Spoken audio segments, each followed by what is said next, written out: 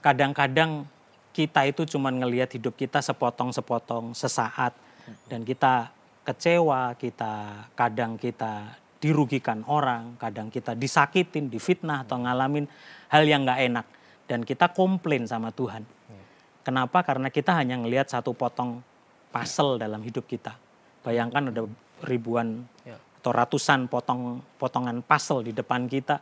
Kadang kalau kita ngelihat satu potong, dua potong puzzle kita nggak pernah ngerti. Itu hitam, putih, cuma sepotong, gambarnya nggak jelas gitu ya. Jadi itu cara Tuhan ya menurut saya ya.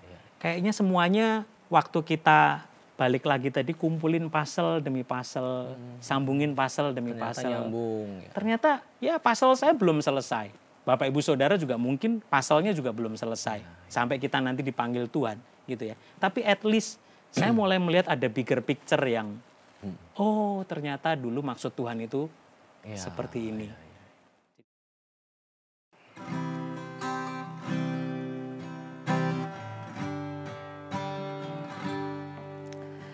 Apa yang kau alami kini mungkin tak dapat engkau mengerti. Satu hal tanamkan di hati, indah semua yang Tuhan beri. Tuhanmu takkan memberi ular beracun pada yang minta roti. Cobaan yang engkau alami tak melebihi kekuatanmu. Tangan Tuhan sedang merendam suatu karya yang agung mulia. Saatnya kan tiba nanti, kau lihat pelangi kasih-Nya. Kau lihat pelangi kasih-Nya, oh. Kau lihat pelangi kasih-Nya.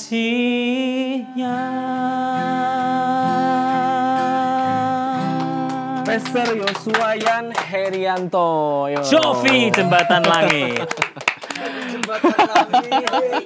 Jovi Jembatan Langit. Ya, baru nih, julukan baru nih. Oh, luar biasa. Thank you, Pastor. Sudah boleh datang di Jembatan Langit. Thank you banget sudah diundang Jembatan Langit. Luar biasa. Yang mungkin teman-teman sering lihat beliau di podcast di YouTube berbicara tentang audio, tapi hari ini saya panggil pastor. Nah, ada apa ini?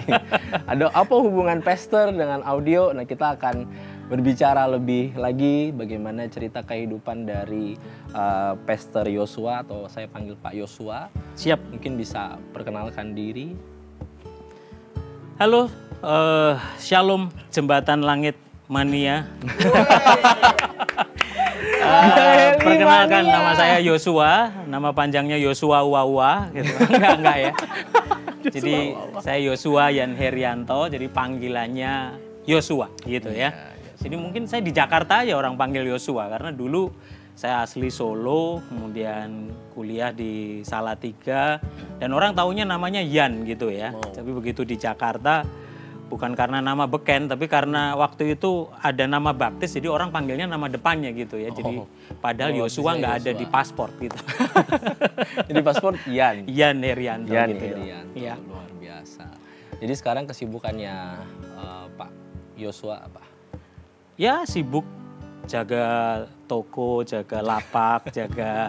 Saya usaha saya di bidang sound system, jadi kami namanya PT Promedia Innovative Solution. Kami distributor beberapa merek Pro Audio, jadi professional audio untuk sound system. Ada yang dari Eropa, dari Jepang, Amerika gitu ya. Tapi lebih banyak memang untuk aplikasi yang pro audionya gitu ya. Iya. Nah, Pak Yosua ini kan nggak tiba-tiba menjadi sosok yang sekarang. Mungkin ada cerita singkat perjalanan kehidupan Pak Yosua dari kecil sampai Tuhan bawa ke titik yang sekarang, ada yang bisa dibagikan? Ya, saya percaya ya setiap kita punya panggilan masing-masing dalam setiap kehidupan kita gitu ya, Jovi ya. Dan kalau nyanyi lagu tadi itu Pelangi Kasih gitu ya.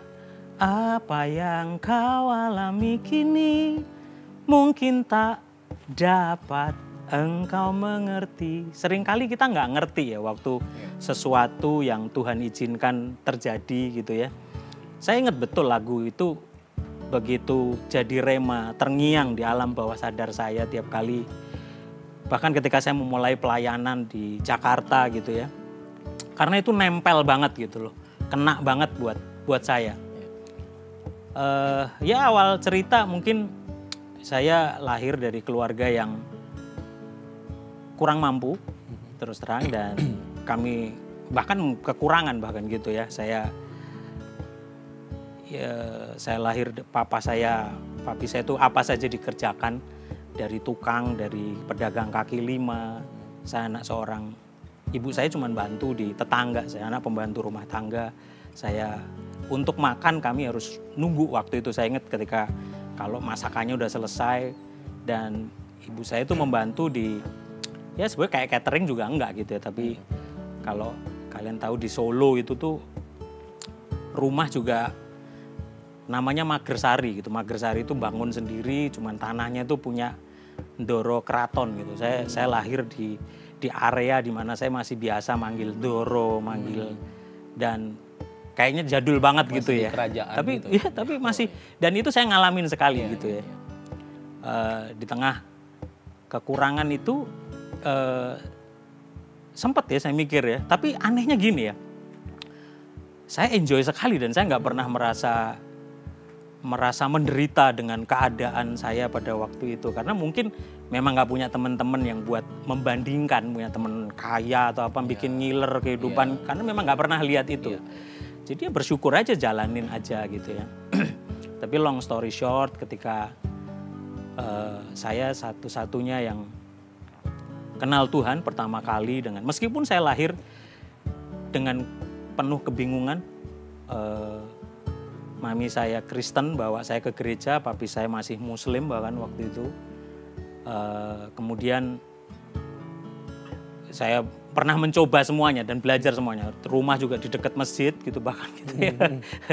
Tapi itu perjalanan hidup yang sampai satu kali saya udah lulus SMA, dan dari SMP saya banyak mandiri, saya ikut lomba kemana-mana supaya dapat tambahan uang sendiri gitu ya. Itu sampai akhirnya saya kuliah. Sebelum saya lulus SMA, saya kenal Tuhan, saya ngalami lahir baru, waktu itu masih di Solo. Jadi saya yang lahir baru pertama kali di keluarga saya. Semangat sekali, mulai ngelayanin, mulai tahu lagu-lagu penyembahan gitu ya. Umur berapa ya?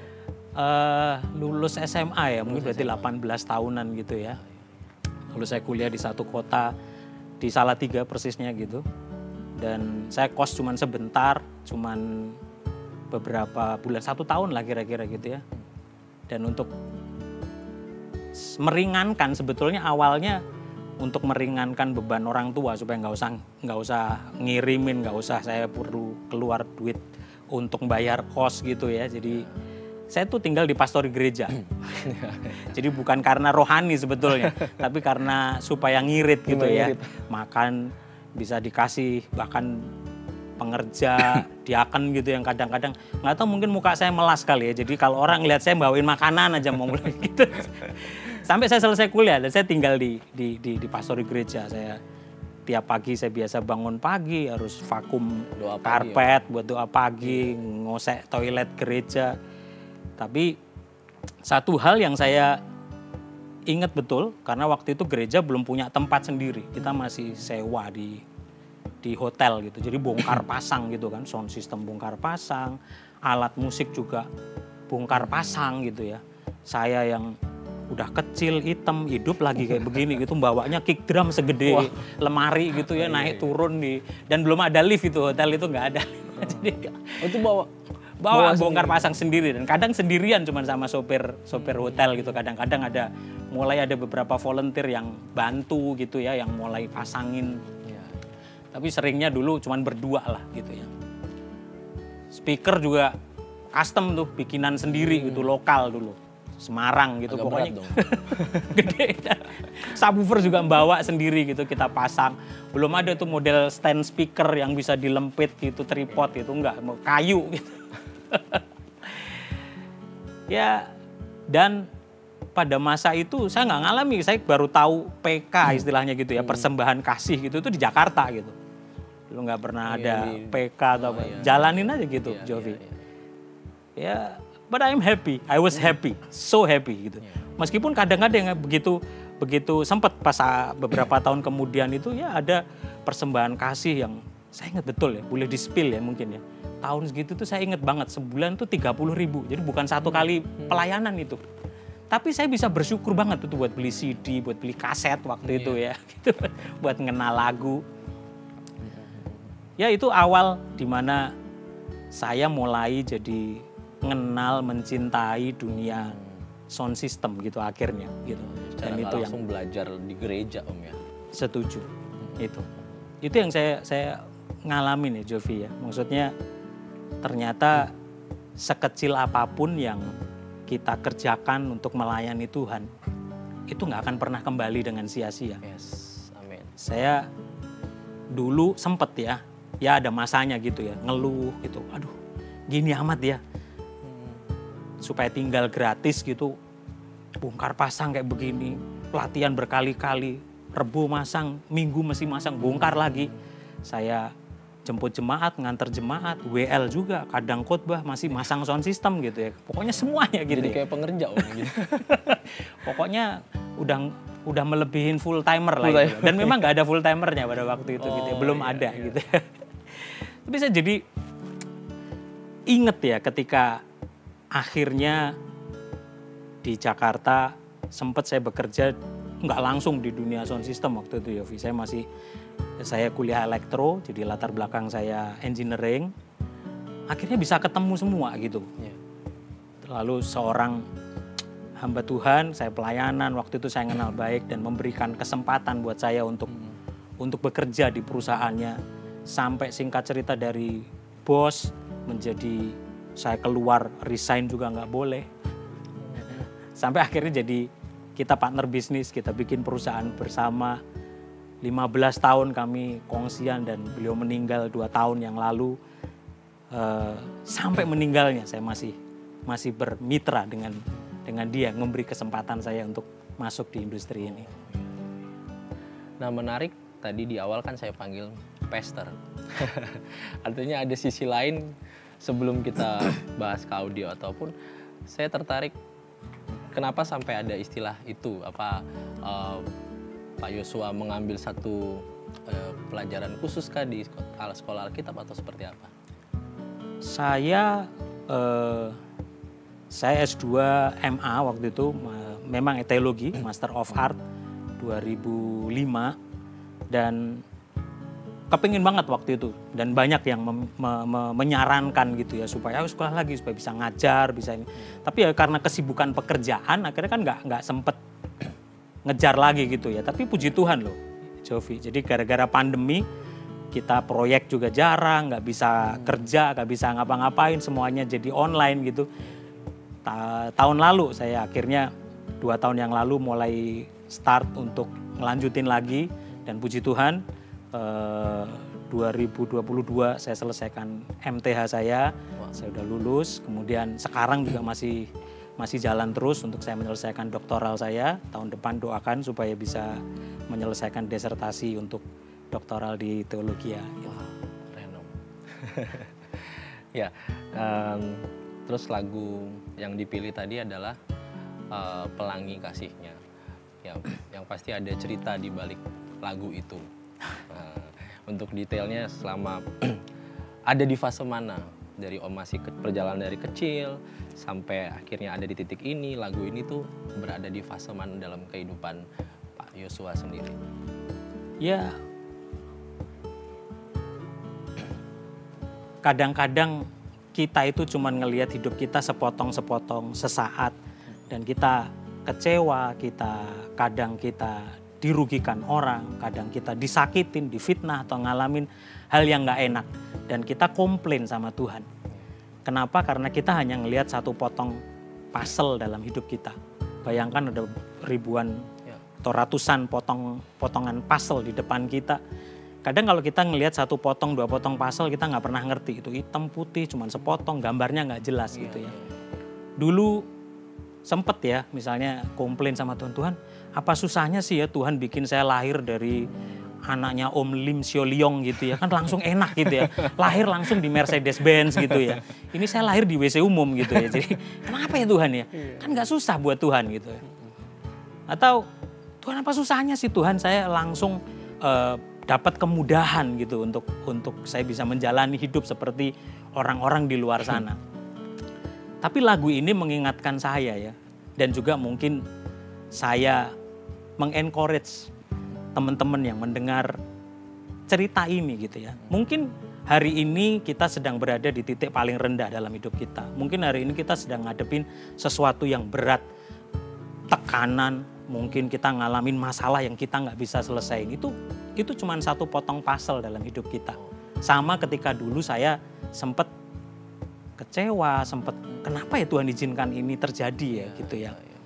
Tapi hari ini saya ingat betul sama seperti Tuhan memberikan kepercayaan kepada Daud dan Daud setia dengan 2-3 ekor domba.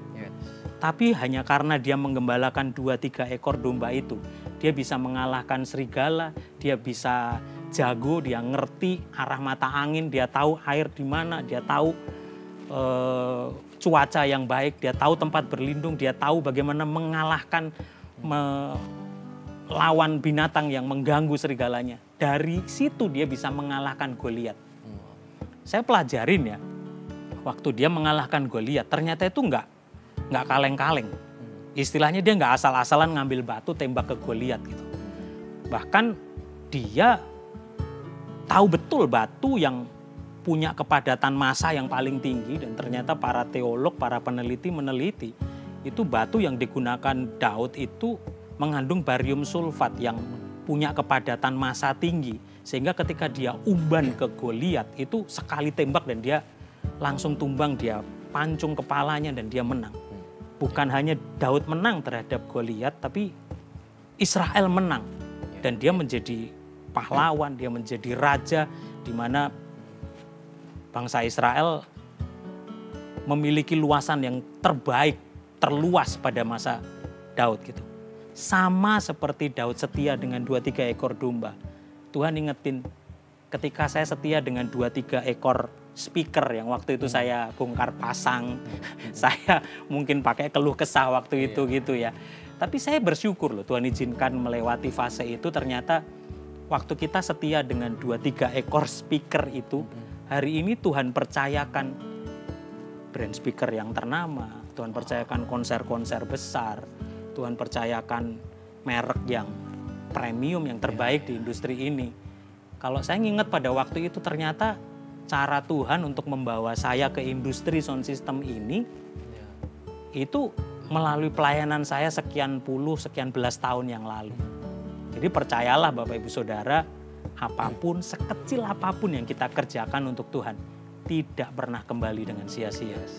Amin. Waktu kita melakukan dengan totalitas dan ucapan syukur ya sama Tuhan. Artinya jangan ngeluh ya. Jangan ngeluh. Kasih 2-3 speaker. Cara manusia, aduh apa sih kerja seperti itu mungkin ya Om ya? Iya. Dulu rasanya kayaknya komplain gitu ya, Iya, kenapa ya kok seperti ini.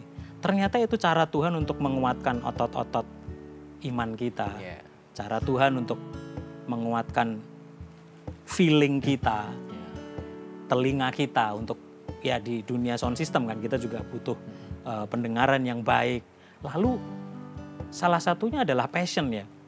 Ternyata kita bekerja dengan passion, bekerja dengan happiness, mengerjakan sesuatu dengan cinta, itu kita nggak akan merasa berat gitu ya. Working with passion itu buat saya sekarang ini pekerjaan yang paling nikmat di seluruh dunia itu adalah hobi yang dibayar. Iya. Jadi ya saya melakukan hobi saya kok gitu. Jadi nggak akan merasa berat mau ngelembur, mau nggak tidur, mau ngerjakan sesuatu yang seberat apapun. Karena hobi ya enjoy aja gitu. Kalau Pak Yosua sendiri nggak ada sekolah musik, sekolah sound gitu? Sekolah secara spesifik di sound enggak, tapi karena background saya dari elektro dan elektronya memang spesifik, saya lebih banyak instrumentasi kontrol kalau zaman itu, jadi lebih ke elektronik sehingga menjadi dasar untuk jadi lebih fokus ke sound system gitu. Iya, jadi dulu selain menjadi soundman di gereja, WL juga nih denger-denger ya Pak. Gimana tuh prosesnya dari seorang worship leader, pastor, lalu jadi bergerak sekarang di businessman gitu, gimana Pak? Nah itu indahnya itu. Saya memulai pelayanan saya itu dari worship leader memang. Bahkan dari singer ya, waktu di Solo saya mulai layar Saya baru. minder tadi suara saya. Saya jadi dari singer lalu dipercaya mulai jadi worship leader. Tapi ternyata melalui dan ini kesaksian ya, betul. Saya itu dari SMA, saya tuh kepingin banget yang namanya ikut band, ikut jadi paduan suara, choir gitu ya. Nggak pernah lolos audisi, believe it or not. Nyanyi fales, saya dari keluarga yang nggak ngerti seni semuanya. Tapi once saya lahir baru, saya mencintai pujian dan penyembahan. Saya mengalami hadirat Tuhan yang luar biasa. Buat saya itu mujizat ya.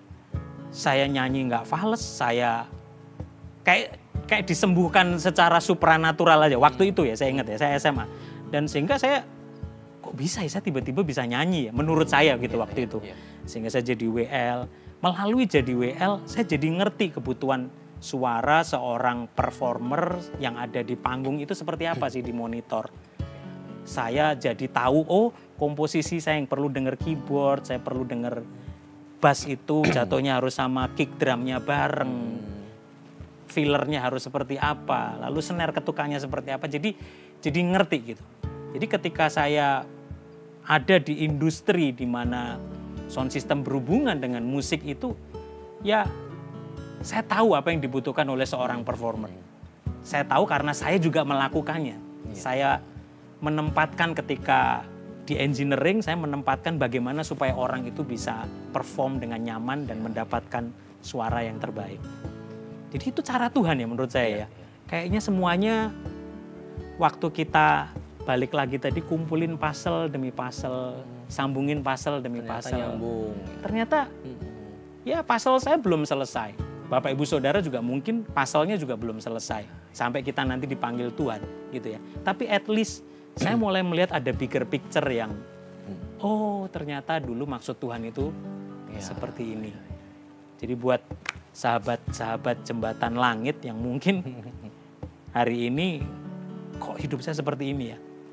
Kok saya kayaknya menderita ya. Kok saya kayaknya nggak berhasil ya. Tenang, mungkin puzzle-nya belum nyambung satu dengan yang lain. Tapi waktu kita percayakan hidup kita sama Tuhan dan puzzle-puzzle itu mulai ketemu,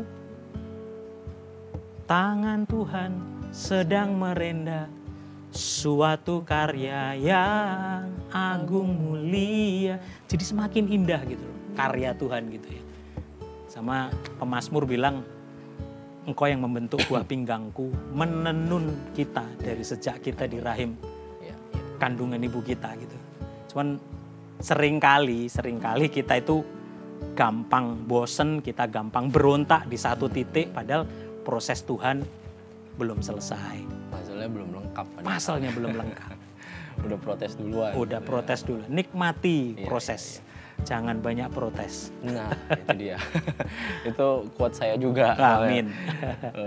Jangan ikuti proses, jangan protes. Ya, kita mau lihat lirik lagunya. Mungkin kalau Om, nah dari lirik lagu ini di bagian mana mungkin yang Om bisa ceritain? Satu hal gini ya.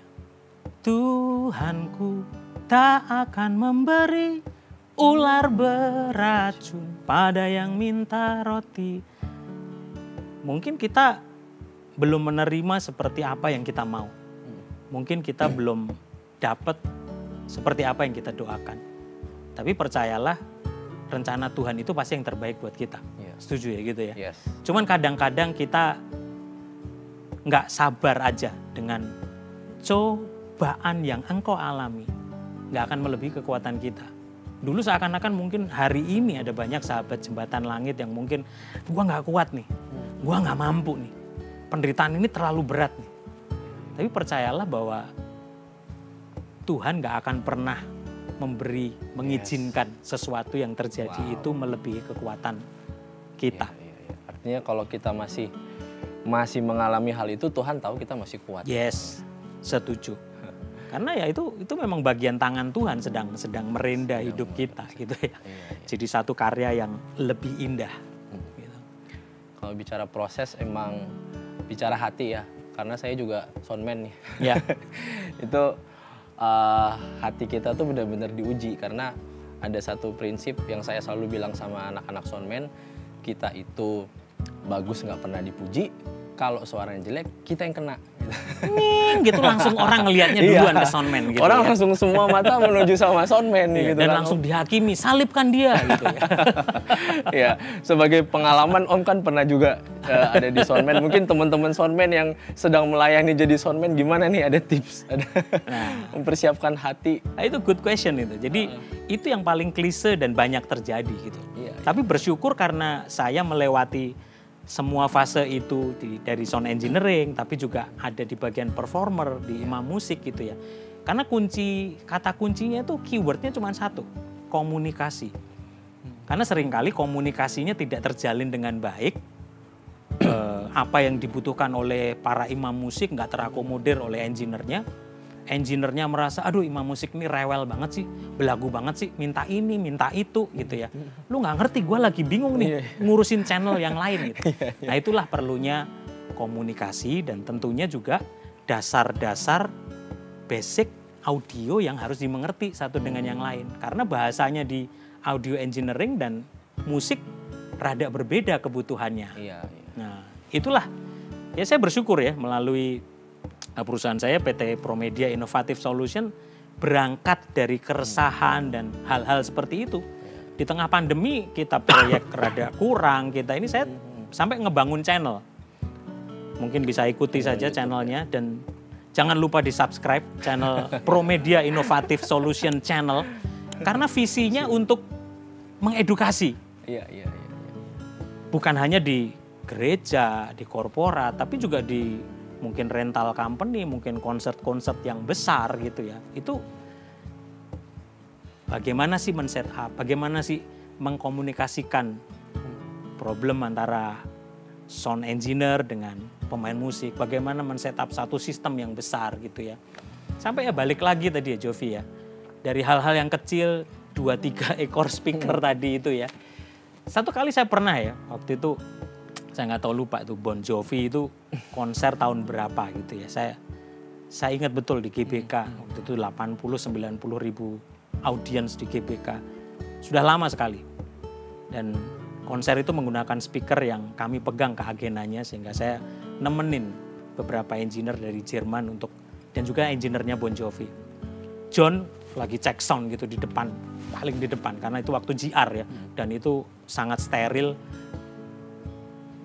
Dibatasi sekali gitu ya.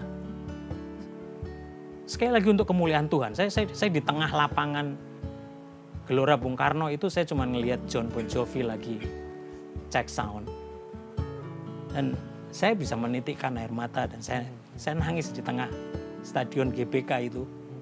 Dan sahabat saya, teman saya engineer dari Jerman dan samperin saya, what happened with you Joshua? Dan saya cuma satu kata, I just feel God. Why? This is John Bon Jovi, this is not crusade gitu. Tapi saya ngerasain, saya ingat betul. Ternyata cara Tuhan membawa saya sampai di titik ini melalui masa-masa sulit, masa-masa yang kayaknya nggak enak, harus belajar dan bahkan angkat sound system, angkat speaker, angkat alat musik gitu ya. Hal-hal yang kecil yang dulu saya lakukan itu ternyata nggak pernah kembali dengan sia-sia. Jadi mungkin kalau sedikit boleh saya sampaikan buat sahabat Jembatan Langit dimanapun Anda berada, mungkin hari ini kau masih ngalami menghadapi sesuatu yang gak enak. Tapi percayalah, tekuni saja, syukuri dan lakukan dengan fokus. Waktu kita setia dengan perkara kecil, Tuhan akan percayakan perkara yang besar. Amin, amin. Waktu saya cuma bongkar pasang dengan panggung yang kecil, Tuhan bawa di panggung yang besar. Yes. Wow. Gila, saya dengarnya merinding Om. Artinya kita jangan fokus apa yang bisa Tuhan beri sama kita, tapi apa yang bisa kita kasih sama Tuhan ya Om. Yes. Ya, luar biasa. Ya Pak Yos, sekarang kan yang kita tahu Pak Yos sudah memiliki satu vendor atau apa ini ya, atau perusahaan pro media. Ya. Dan di start mungkin tadi ada cerita dari OB dan ya intinya di start dari bawah.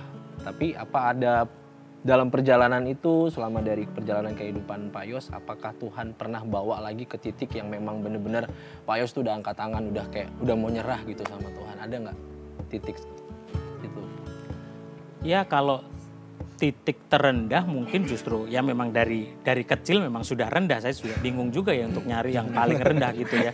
Tapi bagusnya Jovi, saya tidak pernah merasa menderita, saya tidak pernah merasa itu titik yang jadi playing victim gitu ya. Mungkin karena saya memang nggak punya cara pandang yang lain, saya nggak punya perbandingan sama orang lain, saya nggak punya teman-teman yang untuk saya pakai untuk membandingkan enaknya gitu, nggak juga. TV juga nggak punya, saya masih ngalamin masa di mana untuk nonton TV saya harus lari, nonton nebeng di tempat tetangga, lihatnya dari jendela gitu, yang kadang diusir gitu ya, karena ada tamu gitu nggak boleh nonton gitu. Tapi ya bagusnya itu saya nggak pernah merasa menderita dengan itu semua, karena mungkin lingkungan saya memang cuman seperti itu gitu ya. Tapi satu hal ya, saya percaya ketika titik awalnya mungkin lebih pada titik baliknya, ketika saya mulai mengenal Tuhan, ketika saya mulai lahir baru, di situ saya menemukan bahwa hidup saya begitu berharganya. Karena Tuhan sudah mati, Tuhan sudah disalib buat saya. Kalau saya cuma hanya fokus kepada diri sendiri, itu yang mengubah paradigma cara pandang saya. Bahwa hidup itu is not all about us, but it's all about God. Yes. Kalau Tuhan sudah mati buat saya, berarti hidup saya berharga. Kalau saya tahu hidup saya berharga, saya nggak mau hidup dengan murahan. Karena hidup saya terlalu berharga. Yes. Nah di situ jadi satu fighting spirit yang nggak tahu ya, waktu itu saya bergelora sekali, dan sampai hari ini pun saya nggak berubah. Saya selalu berusaha untuk mulai dari keluarga saya mulai hidup saya harus lebih baik. Saya juga jadi berkat mulai dari Yerusalem, dari keluarga saya juga harus lebih baik. Saya ingat sekali mami saya cuman lulusan SD, papi saya lulusan STM. Papi saya selalu ngomong, ya aku reso sekolah dhuwur, nek iso anak-anakku sekolah dhuwur. Itu bahasa Ibrani saudara ya. Jadi nanti ada translate-nya. Nanti di subtitling gitu ya. Tapi intinya papi nggak bisa sekolah tinggi, tapi papi kepengen anak-anak papi bisa sekolah tinggi. Itu yang jadi sebuah semangat buat saya gitu ya. Sampai hari ini saya masih kepengen belajar, saya studi doktoral saya karena ya saya kepengen belajar lebih lagi untuk mengenal Tuhan melalui teologia. Dan itu yang menjadi semangat buat saya. Membanggakan orang tua, memenuhi kerinduan cita-cita orang tua saya, bahkan juga cita-cita saya, memiliki hidup yang lebih baik. Itu jadi satu fighting spirit, nggak hanya cuma di dunia pendidikan, di dalam pelayanan, apalagi di dunia kerja. Supaya kita bikin hidup lebih hidup gitu. Wah, kayak tagline-nya apa ya? Iya Pak, jadi akhirnya melanjutkan sekarang sampai ke doktor. Nah, spesifiknya kalau dalam dunia pelayanan, Pak Yos ini di mana? Apakah udah khotbah kemana-mana gitu?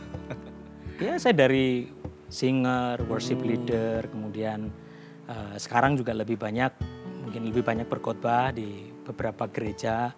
Saya juga melayani membangun konten digital ministry saya. Kami punya Bible study, bahkan di tengah pandemi kemarin justru jadi membuka pintu-pintu yang saya nggak pernah kebayang gitu ya. Jadi kami punya Bible study yang muridnya sampai New Zealand, Amerika, Kanada, Australia banyak. Tahun lalu saya bawa rombongan ke Israel, bahkan dari teman-teman dari Bible study kita kumpul di Turki, lalu jalan ke Holy Land gitu ya. Bermula dari sebuah Bible study, pengajaran Alkitab. Jadi ya, selain membangun digital ministry, kita juga melayani di gereja khususnya di bidang sound system. Dan melalui kalau secara di bisnis, di perusahaan dengan channel Promedia Innovative Solution ini, satu kerinduan saya bisa memberkati industri ini pada umumnya, tapi terus terang juga secara spesifik pada House of Worship, gereja Tuhan di Indonesia. Karena terus terang ngomong, karena banyak sekali masalah-masalah yang klise yang tadi Jovi sering tanyain gitu ya, komplain antara musisi, imam musik dengan engineer, belum lagi jemaat yang sering komplain, lalu pemimpin, gembala atau mungkin yang nggak ngerti sound tapi juga pokoknya kalau ngomong di gereja kan susah, nggak punya bahasa standar parameter, suaranya kurang tebel nih, suaranya kurang basah nih gitu, tebel bola kali gitu kan gitu. Iya. Nah itu jadi dengan edukasi itu jadi sebuah legacy ya, jadi sebuah warisan di mana orang bisa nonton YouTube-nya, podcast-nya dan langsung bicara, langsung aplikasi, bukan teori. Karena kadang kalau teori mungkin bisa didapat di sekolah audio gitu. Artinya emang sisi produksi sound system di gereja itu juga sangat penting. Yes.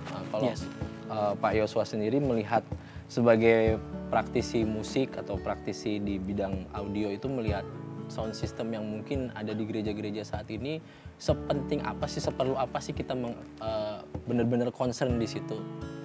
Sangat amat penting banget. Bukan mengecilkan hal yang lain ya. LED proyektor boleh mati, lightingnya boleh nggak ada, tapi suara nggak boleh nggak ada. Setuju nggak sih? Setuju. Jadi seringkali audio ini jadi dipandang sebelah mata, yang penting gedungnya mewah, backgroundnya indah, tapi suaranya nggak enak. Orang nggak bisa nyaman untuk mendengar akustiknya nggak di pesan Tuhan gitu ya. Padahal audio itu sesuatu yang amat sangat penting untuk house of worship, untuk gereja. Kenapa? Karena pesan Tuhan disampaikan melalui suara. Itulah perlunya edukasi dan satu ya spiritnya ya Jovi ya. Gereja harus concern dengan sound system ini. Spiritnya adalah memberi yang terbaik untuk Tuhan. Jadi kalau kita sendiri standarisasinya sudah nggak berusaha memberi yang terbaik, baik secara quality, brandnya juga yang baik, lalu dari ujung ke ujung itu juga sesuatu yang baik. Kalau spiritnya sudah memberi yang terbaik, saya yakin pasti hasilnya juga akan terbaik. Ini bukan masalah harus mahal, harus yang mewah, enggak. Tapi bahasa saya best value for money, yang sesuai, yang tepat. Untuk size, untuk ukuran, untuk layout dari gereja tersebut. Betul. Artinya untuk menangkap benar-benar pesan Tuhan, kan kita harus butuh clarity, suaranya dan lain sebagainya. Karena bahkan di beberapa gereja pun soundman-nya nggak ada gitu ya. Yes. Dulu di tempat saya pribadi pun sempat, karena saya belum mengerti sound system, saya datang ke satu gereja dan di sana tidak ada soundman gitu. Artinya memang ada masih beberapa gereja yang tidak peduli akan hal itu, tetapi ternyata itu sangat penting, terlebih khusus buat penyampaian firman Tuhan. Sound system yang baik harus mulai dari gereja. Kalau saya ya berani ngomong kayak begitu ya. Gereja harus memberikan yang terbaik, sound quality yang terbaik. Kenapa? Karena supaya jemaat bisa menikmati hadirat Tuhan melalui pujian penyembahan yang dia dengar.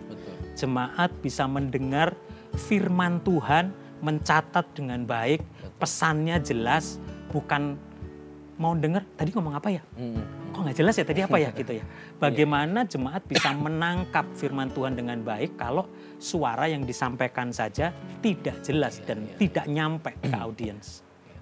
Apalagi kadang kalau mungkin saya pernah datang satu gereja, gereja itu sudah cukup besar, satu hari soundnya nggak enak. Ya. Jadi kayak kita pujian pun kayak ngerasa bagaimana gitu, tapi ternyata setelah selesai ibadah si soundman-nya tidak datang. Akhirnya mempengaruhi satu ruangan itu untuk menikmati ibadah bukan bergantung sama itu, tetapi itu menjadi faktor juga buat kita nolong orang bisa memuji dengan lebih baik. Bahkan bahasanya yang sering kali jemaat datang, wah pujian penyembahnya nggak ngangkat, Nggak ngangkat. barbel kali ngangkat gitu ya. Itu bukan barbel. Tapi memang ya kenapa? Karena ya audionya tidak di deliver dengan baik. Bagaimana musikalitasnya itu bisa kita dengar dengan baik kalau audionya juga tidak baik. Intinya sebetulnya audio yang baik itu sound system baik, barangnya bagus, speknya bagus gitu ya. Sebetulnya itu baru 50% kalau untuk sebuah audio system bisa didengar dengan baik. Sisanya apa? Ya 25% musisinya.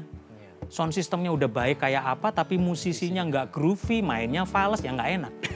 Tapi 25% ada lagi akustiknya. Musiknya bagus, sound systemnya sudah bagus, tapi suaranya gaung-gaung.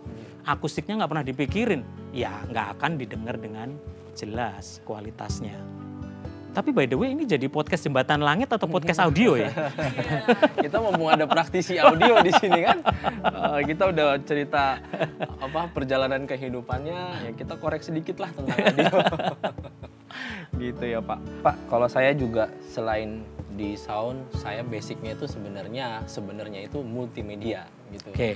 Jadi kalau di multimedia kami ada grup, jadi grup multimedia gereja gitu. Jadi kita semua sharing, belajar di sana sama-sama, saling sharing ilmu antara gereja satu dengan yang lainnya. Kalau di sound itu saya sih belum ada, nggak tahu. Kalau dari Promedia sendiri mungkin ada komunitas atau kita mau belajar sound sama-sama. Wah, ini jadi spill dan numpang iklan gitu ya. Jadi bisa silahkan diikuti YouTube ini, Promedia Innovative Solution Channel gitu ya. Promedia Innovative Solution, dan di situ kita komunitasnya saya sebut, saya membaptisnya waktu itu namanya Netisound. Gitu. Dibaptis. Jadi kita namain Netisound gitu ya. Netisound. Karena kalau netizen kan kayaknya kejem gitu ya. Jadi ini Netisound gitu ya. Itu adalah komunitas pro audio, ada musisi, ada engineer di situ. Dari YouTube itu bisa diklik di menu community, kita ada discussion, ada forum di situ, kita sering ngobrol. Dan puji Tuhan waktu itu kita mulai dari betul-betul dari nol betul-betul. Dan lucu kalau boleh cerita dikit gitu ya. Karena pandemi kita ya kerjaan kurang, kita nggak bisa kerja project di mana-mana. Beberapa teman-teman tuh sering ngobrol di kantor gitu ya. Waktu masa pandemi gitu di depan teras gitu. Engineer ngobrol sambil ngulik sound system gitu. Dan saya dengerin ngobrolnya kok lucu-lucu ya gitu ya, seru gitu ya. Setiap hari saya dengerin, akhirnya saya ngomong, udah kalian ngomong tetep aja biasa kayak gini ya. Gua kasih mic dan kita punya produk Tascam dari Jepang itu namanya Mixcast. Itu memang mixer untuk podcast gitu kan. Saya waktu itu saya bingung, ini gimana masarinnya ya podcast ya. Waktu itu podcast masih mungkin Corbusier doang yang close the door yang masih paling booming gitu ya. Dan nggak ada podcast khusus di audio gitu ya. Ini gimana masarinnya ya? Tapi Tuhan kasih hikmat waktu itu. Kenapa nggak dipasarin melalui anak-anak itu lagi pada ngobrol. Saya kasih Mixcast podcast mixer di situ, kasih mikrofon. Dan puji Tuhan ya, ini kesaksian ya, believe it or not itu waktu di tengah masa-masa pandemi itu Tuhan berkati luar biasa melalui podcast itu. Kebutuhan untuk, bayangkan gereja waktu itu harus streaming. Jadi kita bisa ngenalin tentang gimana audio interface untuk streaming, gimana video streamernya gitu ya. Dan kita jual paket-paket podcast dan streaming untuk gereja, untuk korporat. Karena sales gitu kan nggak bisa kunjungan dealer pada waktu itu ya. Jadi harus online gitu ya. Tapi Tuhan kasih hikmat melalui itu. Hari ini kita sudah hampir 86.000 subscriber. Wow. Membangun komunitas itu, Netisound se-Indonesia Raya. Dan bahkan masa pandemi itu pabrik nggak bisa supply sampai nggak mampu mensuplai kebutuhan kita. Karena kebutuhan mikrofon untuk studio itu tuh ribuan waktu itu kita jual. Saya sampai geleng-geleng, ini mikrofon buat ulekan atau apa gitu. Karena tapi ternyata intinya poin saya gini ya, di tengah pandemi, di tengah goncangan, di tengah masalah apapun sebetulnya selalu ada cara Tuhan untuk memberkati kita. Amin. Tapi masalahnya apakah kita minta hikmat Tuhan dan kita melakukan apa yang menjadi bagian kita. Wow. Tuhan pasti kasih jalan. Luar biasa. Oke, closing statement. Jadi dari Pak Yos mungkin mau menyampaikan dari semua ini kan berbicara tentang proses Yes. Tuhan setiap ada masalah kecil yang mungkin ada orang-orang di luar sana yang sedang ada dalam posisinya Pak Yos saat ini, yang mungkin mereka lagi ngeluh, mereka lagi menghadapi 2-3 ekor domba di depan mereka. Nah, mungkin Pak Yos bisa encourage mereka gimana? Langsung ke sini sana? Sini aja. Tengah ya? Ya. Ya, sahabat Jembatan Langit, seneng banget kita bisa ngobrol tentang kesaksian, demikian juga apa yang Tuhan izinkan terjadi dalam hidup saya. Tapi saya percaya, saya tidak tahu apa yang sedang sahabat Jembatan Langit hadapi hari ini. Mungkin Anda sedang ada seperti Yusuf di dalam sumur atau di dalam penjara, atau seperti Daud yang nggak dianggap sama papanya, bahkan sama saudara-saudaranya. Dia bahkan ketika Samuel datang ke Isai, Daud aja nggak terhitung gitu ya, nggak dianggap sama sekali.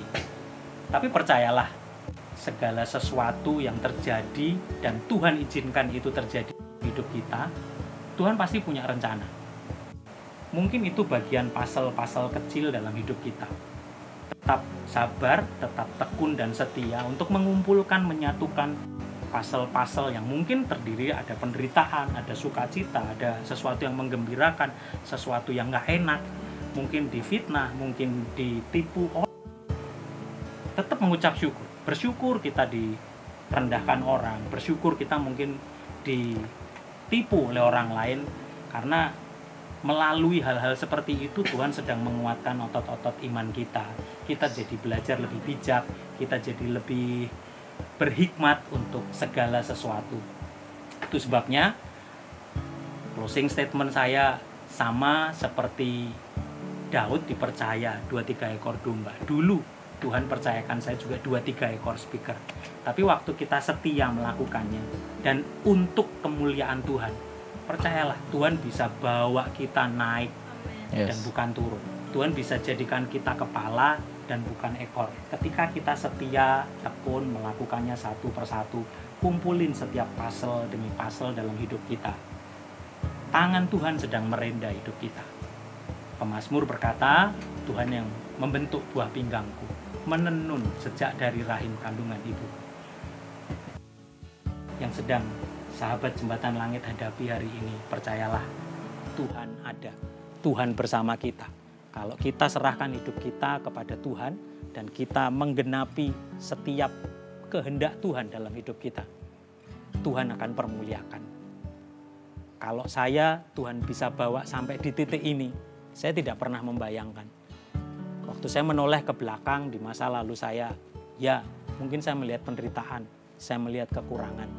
Tapi hari ini saya bisa mengucap syukur karena melalui penderitaan itu adalah cara Tuhan untuk menguatkan otot-otot iman saya yang lebih, memberikan bahu yang lebih kuat mungkin dibanding teman-teman saya, memberikan otot-otot yang lebih kuat untuk berjuang, karena memang saya nggak punya pilihan lain. Miliki fighting spirit yang terus untuk maju, bukan untuk kuat dan gagah kita, tetapi untuk mempermuliakan nama Tuhan. Tuhan ada bersama kita. God bless you. Untuk kemuliaan nama Tuhan. Yes. Tuhan berkati. Tuhan berkati. Sampai ketemu di podcast selanjutnya ya. Arigatou gozaimasu. Tuhan berkati. Saya Yosua Yan Herianto. Ini cerita di balik lagu Pelangi Kasihnya. God bless you.